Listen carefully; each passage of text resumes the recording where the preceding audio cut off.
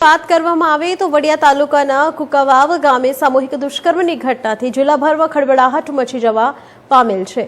ત્યારે અમરેલીના કુકાવાવ ખાતે 21 વર્ષની યુવતી પર લગ્નની લાલચ આપીને 4 નરધામોએ દ્વારા સામૂહિક દુષ્કર્મ ગુજારવાની ઘટના સામે આવી છે। વડિયા પોલીસ મથકમાં ફરિયાદ નોંધાતા પોલીસ દ્વારા 2 આરોપીને ઝડપી પાડ્યા હતા અને 2 આરોપીને પકડી પાડવા માટે ચક્રો ગતિમાન કરવામાં આવ્યા છે।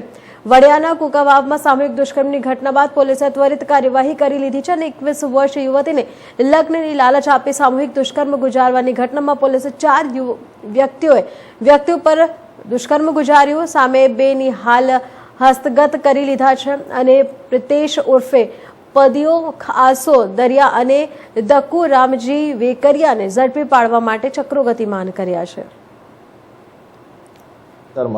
ગામમાં એક મહિલાને લગ્ન કરવા બાબતેની લાલચ આપીને બોલાવેલ, એમાં કેટલાક સમયે એની સાથે શરીર સંભોગ કરેલો અને એ બાબતેની વિગતવારની ફરિયાદ વડિયા પોલીસ સ્ટેશને દાખલ થઈ ગયેલ છે, જેની તપાસ હું પોતે કરું છું। નિયમ મુજબની કાર્યવાહી તપાસના દરમિયાન કરવામાં આવેલી છે।